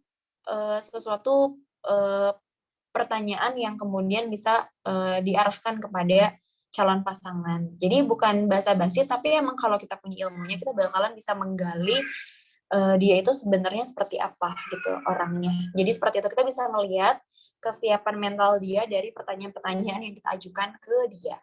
Ikhtiar kesiapan fisik gitu ya. Jadi harus sehat nih teman-teman ya masalah reproduksi. Karena tentu kan kita juga mau punya anak gitu ya. Jadi coba disiapkan juga ilmu-ilmunya kayak misalnya apa sih PCOS, gimana sih bisa hamil, berapa sih normalnya setelah menikah kita hamil gitu ya. Jadi kadang kan karena salah satu masalah yang kemudian bisa terjadi dalam pernikahan adalah nggak kunjung punya anak kan, dan nggak ngerti masalah kodok seperti apa, mana yang bisa kita usahakan, mana yang tidak. Kalau suaminya terus kemudian nggak ridho gitu ya, kamu sih kenapa sih udah setahun nggak nikah-nikah, mandul ya. Kalau misalnya dia kan kayak gitu kan dia nggak ngerti juga. Jangan-jangan masalahnya kan bukan dari perempuannya, tapi juga kan dari suaminya, bisa jadi gitu kan. Tapi karena suaminya ini nggak pernah belajar tentang masalah reproduksi, terus juga istrinya nggak bisa ngejelasin, bisa jadi itu jadi salah satu penyebab perceraian karena tidak punya anak dari dalam durasi 1 tahun, 2 tahun, 3 tahun, kan itu pasti ditanyakan. Belum lagi tetangga-tetangga, ya ampun berdua aja di rumah, emang betah ya berdua aja, kan tetangga-tetangga kan kayak gitu ya. Jadi maksudnya itu pun disiapkan gitu ya, maksudnya teman-teman kayak apa maksudnya masa subur itu apa, haid istihadah itu apa, itu kan juga fikih kayak gitu ya, itu juga teman-teman harus belajar kayak gitu. Jadi biar biar tahu gitu kan, oh kayak gini ya kesiapan reproduksi aku ketika aku menikah. Jadi kayak teman Teh Yul juga dia kan masa haidnya itu 6 bulan sekali loh teman-teman gitu ya. Nah apa sih yang dilakukan biar bisa hamil, tapi kondisinya dia itu haid tuh 6 bulan sekali gitu kan, padahal kan masa subur perempuan kan di masa-masa antara 2 haid itu gitu ya. Cuman dia kalau 6 bulan sekali, apa yang bisa dilakukan kayak gitu. Berarti banyak nggak suburnya dong kalau kayak gitu ya. Sampai sekarang sih belum hamil gitu ya. Cuman ya itu sih disiapin aja kita kira-kira kondisi tubuhnya kayak gimana. Pastikan kalau pasangan inginnya juga punya anak ya. Dan dengan kondisi kita misalnya dengan haid nggak teratur, apa sih yang bisa kita lakukan dan lain-lain. Laki-laki juga sama harus menyiapkan itu. Karena banyak juga suami dari teman Tehil yang juga agak-agak bermasalah kayak gitu ya. Jadi selama 5 tahun berjuang ke dokter, konsultasi dan lain-lain itu udah banyak gitu kan. Mereka diuji dari sana gitu. Tapi ketika kita bersabar, insya Allah ada pahalanya di situ. Jadi terus juga finansial atau dana gitu ya, masalah walimah, resepsi, kadang juga bisa berantem gitu ya. Jadi harus disiapkan jauh-jauh hari.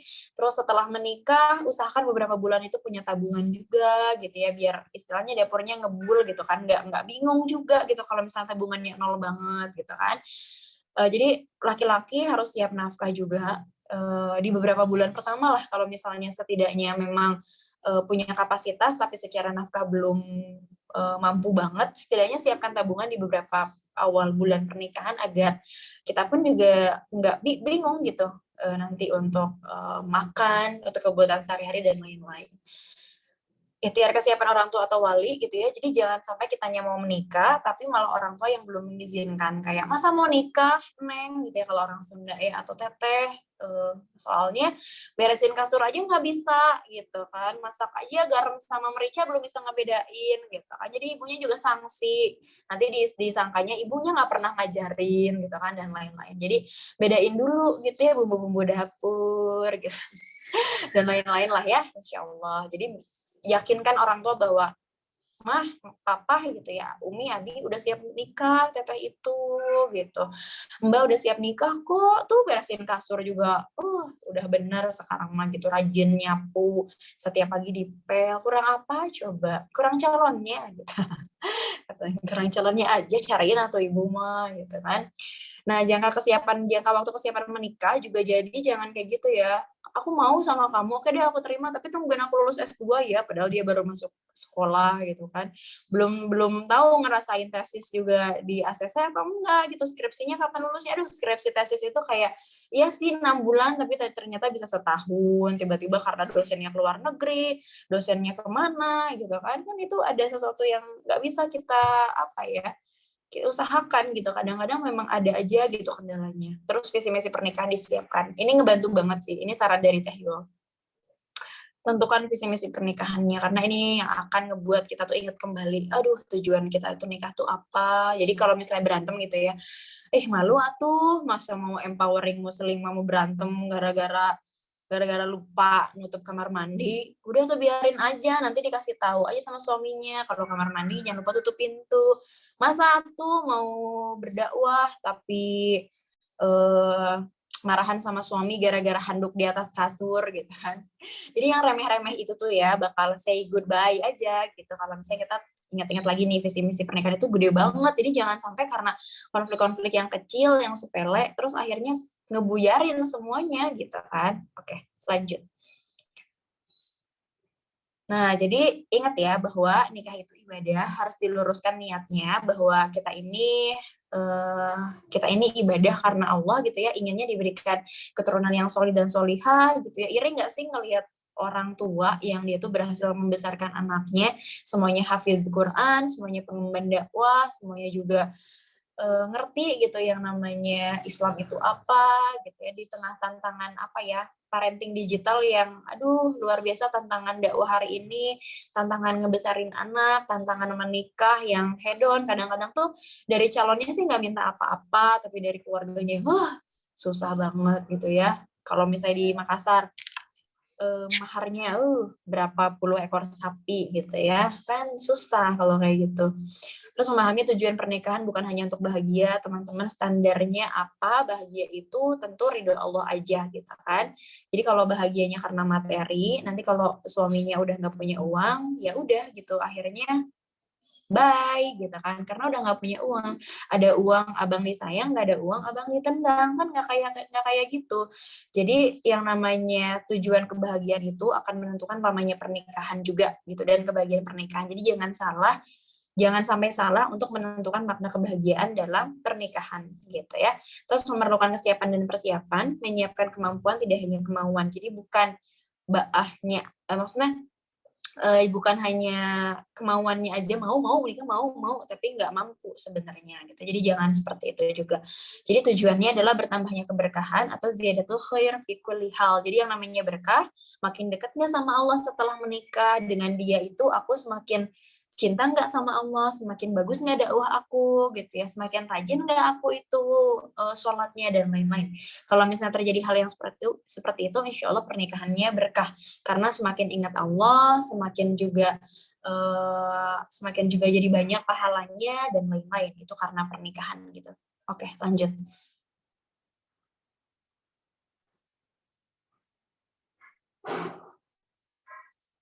Nah, jadi ada kesalahan-kesalahan dalam menikah. Yang pertama, salah menentukan niat pernikahannya, salah menentukan ekspektasinya, gitu ya, sifatnya materi tanpa fokus bertumbuh bersama pasangan. Jadi teman-teman harus punya cita-cita ketika menikah, pernikahannya itu bertumbuh gitu ya. Misalnya kita jadi couple planner yuk gitu ya. Kita jadi pendidik edukator yuk, kita jadi pengemban dakwah bareng gitu kan. Terus juga terlalu fokus menyiapkan segala sesuatu hal yang sifatnya materi, tidak menyiapkan ilmu pranikah dan parenting, tidak menyiapkan tadi ikhtiar kesiapan menikah, nggak memperhatikan jangka waktunya, dan nggak memiliki visi misi pernikahan. Jadi screenshot dan siapkan poin 1-7 dari niat, ekspektasi apa gitu yang aku inginkan dalam pernikahan, terus apa sih yang aku harus siapkan, ilmu pranikah apa yang sudah aku pelajari, ilmu pengasuhan apa yang harus aku baca gitu ya. Terus sudah seperti apa kesiapan menikah aku, jangka waktu kesiapan aku tuh seperti apa, dan visi misinya disiapkan. Oke, lanjut. Oke, ini terakhir ya, sudah pas jam 5 kalau di sini. Jika ia adalah jodohmu, maka tak ada yang dapat menggagalkannya, karena jodoh adalah ketetapan Allah yang pasti datangnya. Jadi daripada galau-galau jodoh, jodoh itu adalah sesuatu hal yang tidak bisa kita kuasai datangnya, tapi kita bisa mengendalikan apa-apa yang terjadi dari sifat kita, gitu ya. Jadi kayak misalnya mau sabar, itu pilihan kita, mau marah-marah juga pilihan kita, mau ikhtiar juga pilihan kita, mau belajar pilihan kita, nggak belajar pun pilihan kita. Nah, yang akan dihisap oleh Allah itu adalah ya usaha-usaha kita sebelum datangnya jodoh dari Allah. Jadi nggak usah ragukan bahwa Allah itu pasti akan menyiapkan yang terbaik untuk kita, tinggal kita ikhtiarnya sudah semaksimal itu atau belum gitu. Kalau belum maksimal, ayo sama-sama kita penuhi gitu ya ikhtiar itu, agar kemudian Allah juga melihat bahwa ya kita sudah sungguh-sungguh dan memang sudah layak dijadikan salah satu pasangan terbaik untuk disandingkan kepada ikhwan yang terbaik juga gitu ya. Sekian ya yang Teh Hil sampaikan pada sore hari ini. Semoga bisa membantu teman-teman dalam menyiapkan insight baru nih tentang pernikahan. Teh Hil langsung serahkan aja ya ke Mbak Mutiara. Tafadhol, terima kasih. Baik, jazakillah khair, Teh Yul. Masya Allah, ilmunya sangat praktis ya, berarti bisa diterapkan langsung gitu. Jadi tadi kita dijelaskan tentang visi misinya, bagaimana cara membuat visi misi, bagaimana tips-tips membuat CV ta'aruf, lalu juga bagaimana do dan don'ts-nya ketika kita gagal ta'aruf, dan juga kesalahan-kesalahan dalam pernikahan sehingga kita tuh bisa belajar lagi gitu ya, Sister Villa semuanya. Oh ya, teman-teman semuanya, kalau misalnya ada pertanyaan, silahkan. Kalau ada yang mau raise hand ataupun menyampaikan melalui kolom chat, kami persilahkan dibuka sesi tanya jawabnya. Kebetulan kalau melalui chat sudah ada 4 pertanyaan gitu ya. Ada yang tidak mau disebutkan namanya. Ada juga yang nggak apa-apa disebutkan namanya gitu. Tapi kami utamakan dulu teman-teman yang mau raise hand ya. Ada nggak ya yang mau bertanya melalui raise hand? Oke. Ada satu yang raise hand. Ada Kak Rina Andita. Silahkan Kak Rina disampaikan pertanyaannya.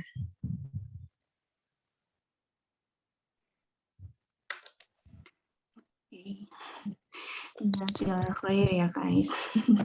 Ya, bismillah. Sebelumnya perkenalkan Sister Villa semua.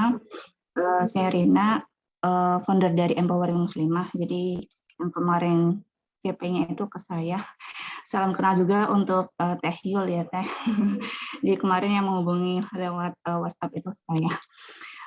Izin bertanya Teh. Jadi ini saya menjadi pemikiran yang butuh jawaban gitu Teh. Jadi beberapa waktu lalu itu saya berdiskusi gitu kan dengan teman-teman yang seusia ya usia saya sekitar 26 gitu ya Teh ya. Nah, di situ ada salah satu statement dari teman saya itu yang mengatakan kalau memang nanti tidak menikah atau tidak bertemu dengan jodoh di dunia, ketemunya di surga tuh ya nggak apa-apa gitu. Jadi yang udah di posisi ya memang nggak baper perkara pernikahan, tapi ada pemikiran seperti itu. Jadi kalau memang nanti nggak nikah di dunia, langsung ketemu jodohnya di surga ya nggak apa-apa kayak gitu Teh.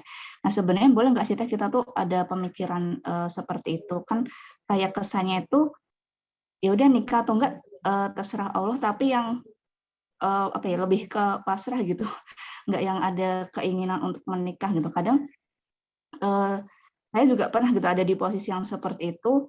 Kadang heran juga kenapa sih orang kok baper-baper ya ketika ada orang nikah kok kepengen kayak gitu. Padahal kan ya udah percaya aja nanti tuh jodoh itu ya ada di tangannya Allah. Yang penting kita belajar dulu ikhtiar di areanya kita gitu Teh. Mohon pencerahannya Teh. Jazakallah khair. Bagaimana Teh Yul, mau langsung dijawab atau ditampung dulu pertanyaannya? Afwan, Teh Yul suaranya tidak terdengar. Belum terdengar. Iya.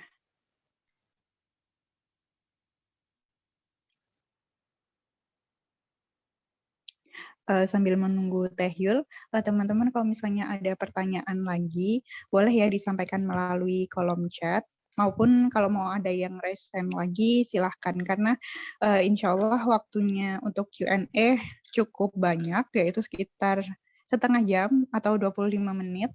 Silahkan ya teman-teman jika ada pertanyaan yang ingin disampaikan ke Teh Yul.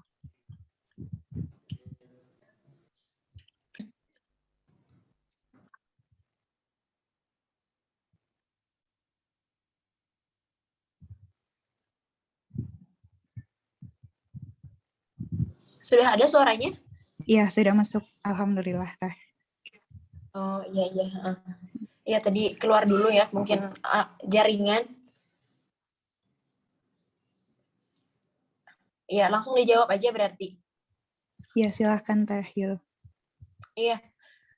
Jadi sebenarnya kan kalau bagi laki-laki ya, kan jelas ada larangan untuk membujang ya, tabatul gitu. Nah itu kan memang dilarang gitu laki-laki, karena tahu Allah itu kan menciptakan perempuan dan laki-laki itu kan sesuai dengan fitrahnya gitu ya, ada gorizahnya, ada nalurinya. Nah salah satu naluri ya balik lagi gitu, ada naluri tadayun gitu ya, ada gorizah tadayun gitu ya untuk beragama, terus kemudian juga untuk menyembah sesuatu, dan kita dibekali gitu ya sama Allah untuk naluri melestarikan jenis, berkasih sayang dan lain-lain. Sebetulnya memang kalau untuk dipenuhi ya nggak wajib gitu kan ya, tetapi Allah tahu kalau misalnya namanya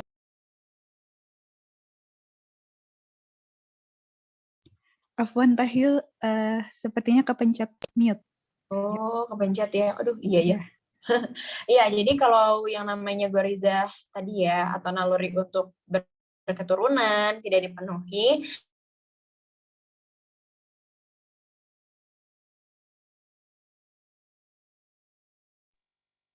Ya, sepertinya ada kendala sinyal ya, Teh Yul. yang terjadi adalah rasa itu gitu, dan Allah itu tahu bahwa yang namanya manusia itu pasti membutuhkannya gitu ya.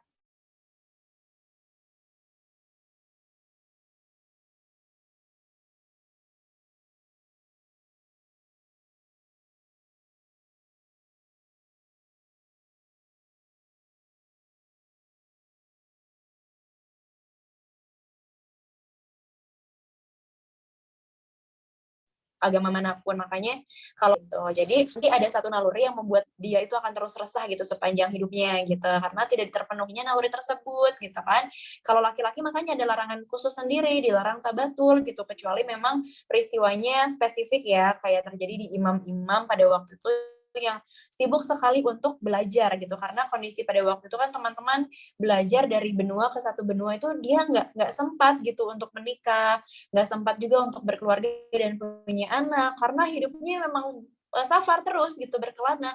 Kalau sekarang kan kita ada pesawat, ada mobil, ada motor gitu. Ada kemudahan transportasi, kemudahan ilmu, ada e-book dan lain-lain yang sepertinya kalau nggak menikah alasannya tuh karena apa kayak gitu kan, kecuali karena belum dapat aja jodohnya kan. Karena kalau misalnya mau cari ilmu, insya Allah ilmu tuh bisa didapat bahkan setelah menikah kok gitu kan. Nggak harus seperti imam-imam yang kemudian fokus gitu, karena kan masalah wilayah gitu yang kemudian dulu itu nggak bisa kalau bawa anak ataupun bawa istri kan, dari Pakistan ke Bangladesh ke Arab gitu kan, itu kan ditempuhnya jauh gitu. Nah makanya kita melihat bahwa peristiwa itu kan salah satu pengecualian spesifik kepada orang-orang tertentu yang memang keilmuannya diakui gitu hingga saat ini, dan itu pun laki-laki gitu. Jadi kalau buat perempuan sebenarnya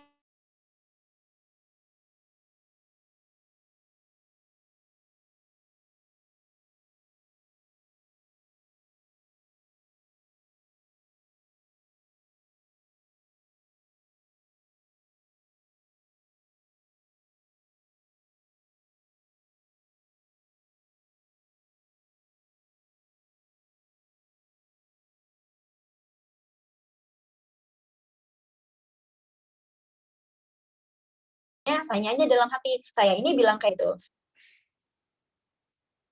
Halo, masih terdengar nggak? Ya, tadi sempat terputus Teh Yul sampai Oh yang iya. kalau untuk perempuan. Iya, soalnya ini jaringannya kurang stabil nih kayaknya ya. Apa? Ya nanti diinterupsi aja ya kalau misalnya nggak kedengeran ya, ini karena jaringannya kurang bagus. Ya jadi balik lagi gitu, tanyakan aja ke hatinya masing-masing. Emang beneran mau dapat jodoh di akhirat gitu ya, lebih baik di dunia dan akhirat. Yang sekarang suaminya ya jadi jodohnya juga gitu di akhirat gitu kan, itu lebih baik gitu sebenarnya. Dan balik lagi, yang namanya menikah itu kan menyempurnakan separuh agama ya. Jadi akan ada banyak apa ya, ketenangan yang teman-teman dapatkan setelah menikah gitu ya. Sholatnya lebih tenang gitu ya, terus berdakwah juga lebih tenang, mau safar juga tenang, ada mahramnya. Sekarang kalau belum menikah mau safar susah kayak gitu ya, mau haji susah gitu misalnya, orang tua udah sepuh, masa diajak-ajak terus gitu ya kemana-mana gitu kan, nggak mungkin. Atau misalnya sama adik, dia juga punya kehidupan yang lain gitu kan, atau kakak. Jadi usahakan gitu ya, bagi kita yang dimudahkan gitu ya, ya memang kita harus punya pemikiran bahwa saya ingin menikah di usia sekian, harus memang bertarget agar kemudian juga bisa dibawa ke akhirat gitu. Jadi khawatirnya karena ada pemikiran itu gitu nggak maksimal ikhtiarnya. Jadi lebih baik memang pemikirannya diubah, jadi kayak saya ingin menikah agar bisa melejitkan dakwah, itu lebih baik dibanding kayak nggak apa-apa aku nggak nikah, nanti aja di akhirat ketemunya, itu kayaknya pasrah banget gitu ya. Jadi lebih baik, lebih lebih positif aja kata-katanya, saya insya Allah akan menemukan pasangan yang bisa lebih melejitkan potensi dakwah saya.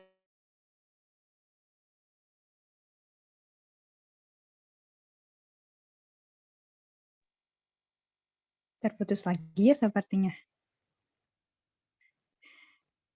Tapi ini sih ya, dari jawabannya tadi sudah cukup jelas ya Kak Rina ya, tentang bagaimana Gitu, dan membuat saya lebih pemikiran. berkembang. Halo? Iya, Teh Yul. Ya, halo. Iya.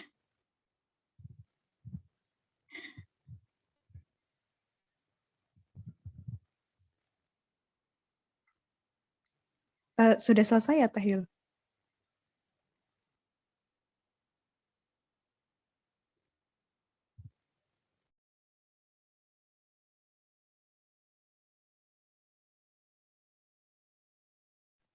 Kita tunggu sebentar dulu ya teman-teman ya.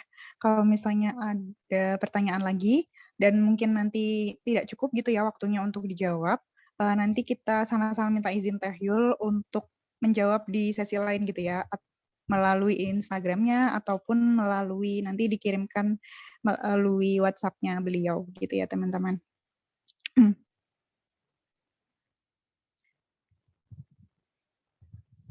Assalamualaikum Teh Yul.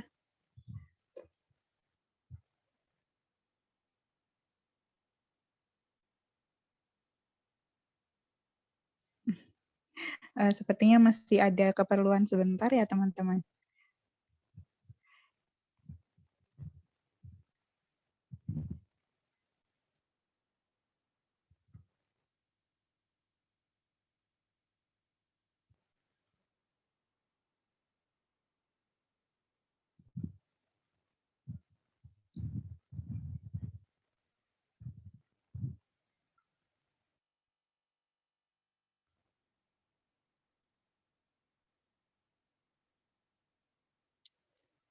Oke, sepertinya Teh Yulnya terputus, teman-teman. Ini ada beberapa pertanyaan yang sudah masuk dan beberapa masih ada pertanyaan yang sama gitu ya intinya. Jadi nanti mungkin kalau pertanyaannya sama, kami gabungkan menjadi satu pertanyaan saja agar tidak double-double gitu ya dijawabnya. Sambil menunggu teman-teman yang ada di forum ini gitu ya. Nanti ketika kita sudah selesai dari acara ini, tolong jangan keluar dulu ya dari grup WhatsApp, karena seperti yang tadi saya sampaikan, insya Allah nanti teman-teman dari Empowering Muslimah akan menginformasikan gitu ya, link Telegram untuk kegiatan-kegiatan kita selanjutnya gitu. Kayak tadi ada bedah buku, insya Allah. lalu ada tentang IM Radio, ada yang kita bahas tentang Islam, isu-isu Islam, lalu ada juga tentang self-care, karena tadi kan seperti yang disampaikan oleh Teh Yul gitu ya, salah satu yang harus kita pelajari sebagai seorang muslimah adalah bagaimana tentang ilmu pranikah gitu. Nah, ilmu pranikah itu sebenarnya kalau dijabarkan banyak sekali ya teman-teman.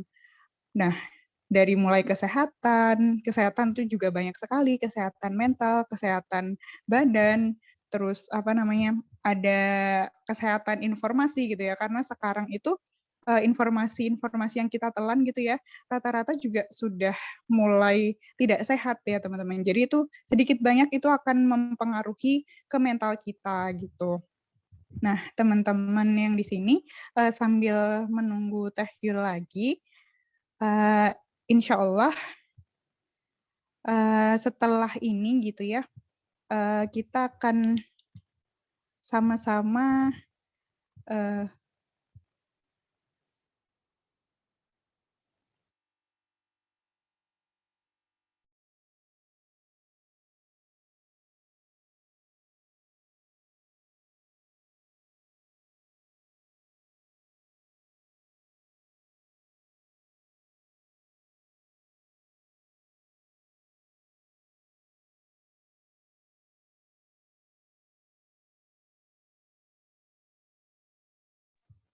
cek. Maaf sedikit terputus ya teman-teman karena gangguan sinyal di sini. Apakah suara saya sudah masuk kembali ya? Sudah ya? Sudah. Oke.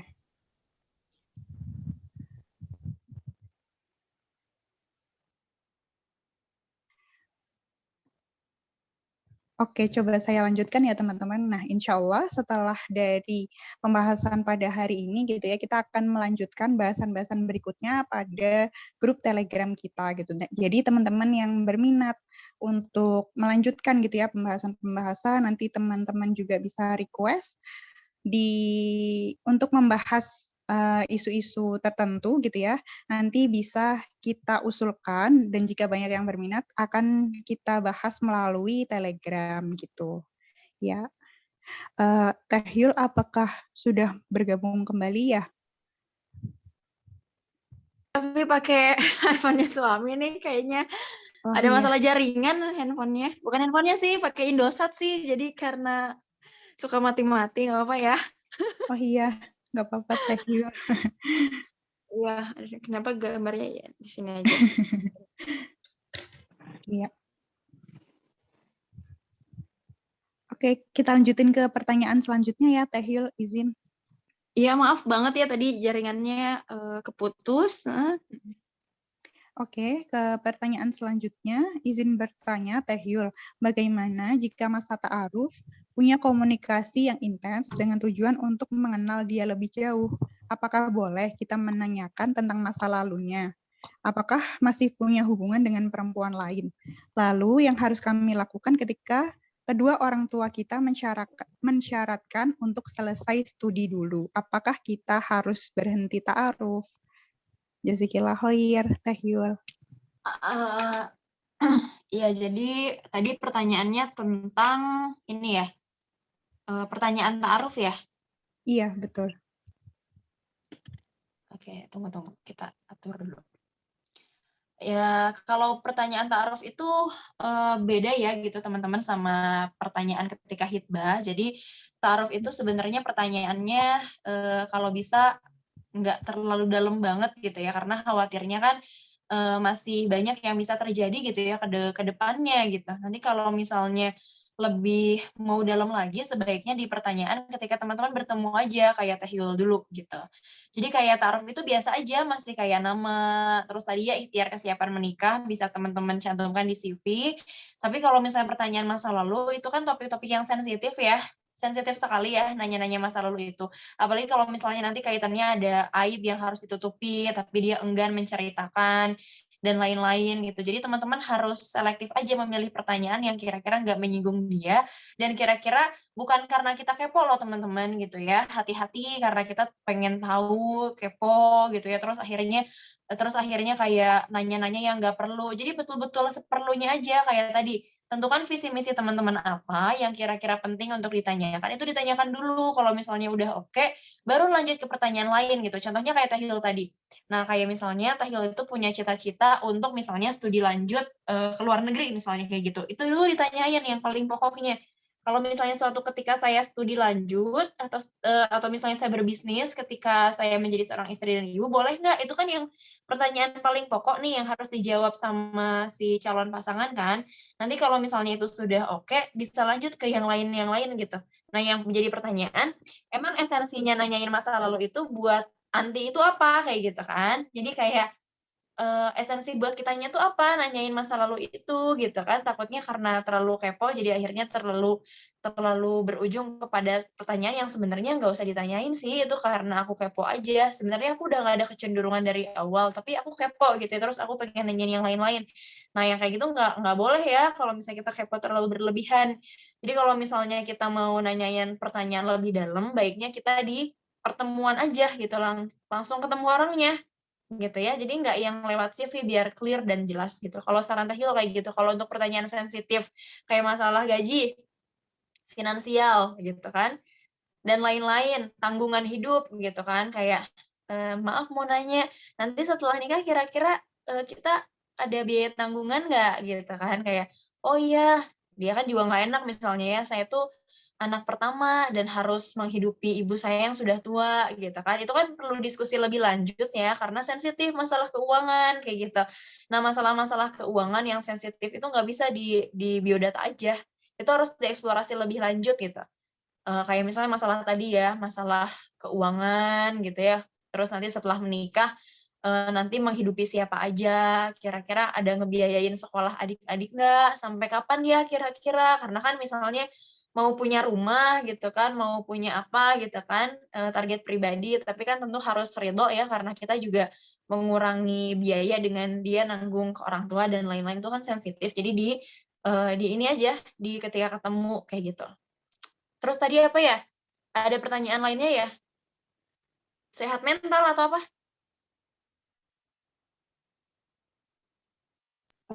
Yang tadi Ini pertanyaan lanjutannya. bagaimana kalau orang tua mensyaratkan untuk menyelesaikan studi terlebih dahulu? Apakah harus berhenti ta'arufnya? Oh, iya berarti kalau kayak gitu orang tuanya belum ridho, berarti kan ikhtiar kesiapan menyiapkan orang tuanya belum berhasil, berarti belum siap nikah kalau kayak gitu. Karena orang tuanya belum belum dapat izin, belum dapat surat izin menikah kan kayak gitu ya. Kecuali gini, IPK-nya 4 kayak gitu kan, terus bilang, "Mah, saya kalau misalnya nikah pas kuliah, saya pun IPK-nya 4, nggak masalah," gitu ya. Biaya tanggungan kuliah dari calon suami misalnya kayak gitu. Jadi kan nggak khawatir orang tuanya gitu kan.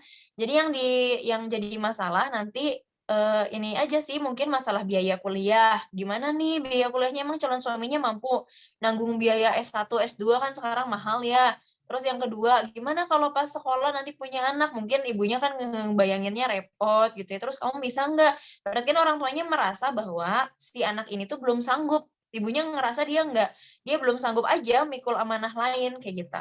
Nah, berarti, kalau misalnya memang tetap ingin menikah dan sudah punya calon, berarti dikasih tahu aja ke ibunya bahwa, "Saya sudah siap menikah dan juga bukan cuman ngomong doang ya, tapi memang ada bukti-bukti bahwa saya siap menikah ketika kuliah," kayak gitu. Jadi dibuktikan aja ke ibunya bahwa saya siap menikah ketika kuliah. Tapi ketika misalnya belum di-ACC juga, berarti teman-teman selesaikan aja dulu amanah kuliahnya, kayak gitu ya. Baru setelah itu menikah. Atau kalau misalnya mau meyakinkan dan benar-benar mau menikah, calon pasangannya aja yang ngomong sama orang tuanya, kayak gitu ya, bahwa saya siap menanggung biaya kuliah dari anak ibu, karena kan nanti biaya kuliahnya ditanggung sama suaminya nanti. Terus saya siap juga untuk membantu mengasuh anak, kalau misalnya nanti ketika kuliah ada anak, itu tuh susah, berat banget loh. Masa kan kalau kuliah S2 biasa bisa ya bawa anak ya, biasa gitu. Tapi kalau S1 bawa anak misalnya, mau praktikum, bawa anak gitu kan, ya susah, nggak bisa kan kayak gitu. Dia mau nggak ngebantu ngasuh anaknya nanti kalau misalnya nanti nangis kan kayak gitu-gitu. Jadi siap nggak, bukan cuman siap nafkah, tapi juga siap ngasuh gitu, karena kan nanti tiba-tiba repotnya ke orang tuanya lagi kan, kayak gitu. Jadi kalau misalnya ternyata siap dengan resiko-resiko setelah pernikahan, pengasuhan, nafkah, tempat tinggal, biaya kuliah, sehat mental ke istri gitu ya, karena beban skripsi dan tesis itu tinggi sekali, ya udah diomongin aja gitu. Kalau dapat ACC ya berarti silakan lanjutkan, kalau enggak selesaikan dulu amanahnya. Enggak apa-apa kok kuliah dulu baru menikah gitu. Oke, insya Allah terjawab ya kakak yang bertanya yang tidak mau disebutkan namanya. Teh Yul, ini masih ada 4 pertanyaan lagi, tapi karena waktu kita tinggal 5 menit lagi, saya izin bertanya 1 pertanyaan lagi. Nanti kalau misalnya 2-3 pertanyaannya disampaikan melalui WhatsApp, apakah boleh Teh? Oh iya, boleh. Coba kita jawab singkat-singkat aja ya. Oke. Ya, pertanyaan selanjutnya. Bismillah, Teh Yul, bagaimana caranya menyampaikan hal yang kemungkinan bisa menjadi masalah di kemudian hari, tapi hal itu kemungkinan adalah aib. Apakah tetap perlu disampaikan atau bagaimana, Teh? Pertanyaan yang ini kemungkinan tadi sudah terjawab ya, karena hampir sama. Kita lanjut aja ke pertanyaan Kak Prita. Assalamualaikum, Teh. Gimana caranya mengetahui calon pasangan sehat mental atau tidak di masa ta'aruf? Silahkan Teh. Kalau yang namanya sehat mental atau tidak ya, ada gangguan mental atau tidak, contohnya kayak bipolar disorder dan lain-lain, sebenarnya kita tidak bisa mendiagnosis oleh diri sendiri ya sebenarnya kalau secara keilmuan kayak gitu. Nah, kalau misalnya memang betul-betul sudah ada kelainan mental gitu ya, dalam kondisi memang dia cukup parah dan dia tahu itu diagnosisnya memang harus dari psikiater gitu ya, atau misalnya psikolog atau orang-orang yang ahli lah yang kayak gitu, yang memang menyatakan bahwa memang ada kelainan mental gitu. Kalau misalnya secara medis kayak gitu ya, ini kan penyakit. Kalau misalnya dia sudah berat, sebenarnya memang deteksinya kita nggak bisa deteksi, bahkan kita sendiri pun nggak tahu kalau kita punya penyakit mental kecuali kalau kita konsultasi kepada ahlinya kayak gitu ya. Karena penyakit mental ini memang harus dianalisis oleh ahli, itu yang pertama kayak gitu. Yang kedua, mungkin kita bicara tentang sifat-sifat yang kemudian, apa namanya ya, yang nggak berkenan lah istilahnya kayak gitu ya, atau misalnya, kita bisa ngecek, kesehatan mental secara basic gitu ya, tapi nggak bisa kita diagnosis bahwa kita ini ada gangguan atau enggak. Kalau menurut Teh Yul ya, harus ke ahlinya kalau yang kayak gitu, dan Teh Yul pun bahkan nggak bisa mendiagnosis orang, kamu ada mental disorder atau enggak, kecuali kamu emang betul-betul periksa ke dokternya gitu, ke ahlinya kayak gitu ya. Jadi kalau untuk ta'aruf secara basic ya mungkin dengan pertanyaan-pertanyaan yang menjurus ke arah, kesehatan mental tadi kayak gitu ya, tentang, apa makna bahagia untukmu, contohnya kayak gitu ya. Terus misalnya banyakin studi kasus kalau menurut Tehil untuk orang-orang yang seperti ini, kayak gitu ya. Kayak misalnya nanya-nanya studi kasus aja, kalau terjadi misalnya suatu saat kita berantem, apa yang akan kamu lakukan? Main kasar atau misalnya seperti apa? Kamu sering nggak nyakitin diri kamu sendiri? Kalau kamu stres, kamu ngelakuin apa gitu ya? Kan orang biasanya stres makan atau misalnya, apa ya, nonton kek, baca, biasa kan kayak gitu. Tapi orang-orang yang gangguan mental mungkin dia ngelakuin hal yang lain gitu. Aku biasa ngerekam diri aku sendiri terus jerit-jerit aja depan kamera. Nah kan itu agak aneh tuh kan kalau dia jawabannya kayak gitu. Oh ini kenapa nih orang, kok agak beda dari yang lain ya? Teman-teman bisa lihat aja agak aneh misalnya contohnya. Jadi, banyakin pertanyaan-pertanyaan yang sifatnya studi kasus. Kalau misalnya saya misalnya kayak tadi ya, kalau kamu stres, kamu ngapain? Kayak gitu. Kalau kamu lelah, apa yang kamu lakukan? Kayak gitu ya, dan lain-lain lah. Jadi intinya teman-teman baca dulu aja tentang secara basic tentang mental disorder, kira-kira kelainannya seperti apa, terus, apa yang mereka biasanya lakukan kayak gitu. Nah, kalau teman Tehil sih biasanya tadi, pas marah baru kelihatan, terus kemudian pas, apa ya, ada kasus-kasus yang kemudian membuat diri dia bingung gitu. Nah, dia baru kelihatan, dia agak aneh dibandingkan yang lain gitu. Kalau dalam kondisi yang hektik, ada beban kerja, dalam tekanan kerja, kalau kita berantem, gimana cara kamu menyikapinya? Nah, kayak gitu-gitu tanyain aja secara studi kasus. Kan kalau biasa kita taruh kan nanya-nanya biasa aja kan, tapi untuk orang biar lebih detail tahu tentang mentalnya sehat atau enggak, banyakin studi-studi kasus gitu, kalau saran Teh Yul tadi. Gitu, Baik, Mbak Mutiara. Jazakillah khair Teh Yul atas jawabannya. Ya, Teman-teman sama-sama. belum terjawab pertanyaannya, mohon maaf ya karena waktu kita sudah habis, sudah terbatas. Sebelum benar-benar kita tutup, izin untuk mengambil dokumentasi ya teman-teman semua. Teman-teman yang masih menutup kamera, mohon kesediaannya untuk menyalakan kamera ya.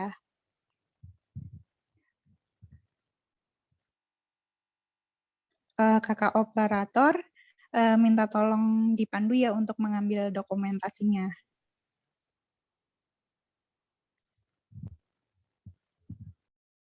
Oke, yuk dibuka kameranya dulu.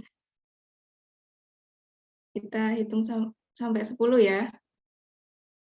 1, 2, 3, 4, 5, 6, 7, 8, 9, 10. Udah ya? Nggak ada yang mau open lagi nih? Masih ada. Ayo Kak, ditunggu. Oke. Saya izin screenshot ya. 1, 2, 3.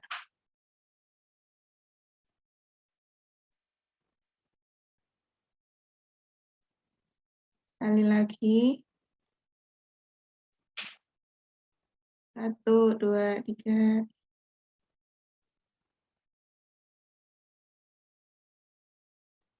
Ada yang ketinggalan nggak ya? Nggak. Coba sekali lagi ya. 1, 2, 3.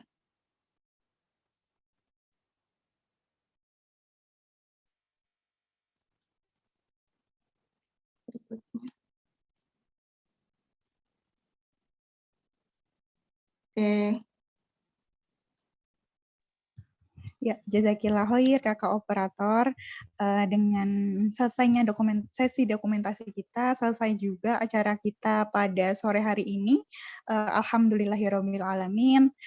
Semoga ilmu yang diberikan oleh Teh Yul bisa bermanfaat gitu ya bagi kita semua. Mari sama-sama kita membaca doa kafaratul majelis untuk mengakhiri kajian Syawal kita pada hari ini. Subhanakallahumma wa bihamdika asyhadu an la ilaha illa anta astaghfiruka wa atubu ilaik. Afwan minkum barakallahu fikum. Wassalamualaikum warahmatullahi wabarakatuh. Waalaikumsalam warahmatullahi wabarakatuh. Jazakumullah khair teman-teman. Teh Yul. Ya, sama-sama. Makasih banyak ya. Izin left ya.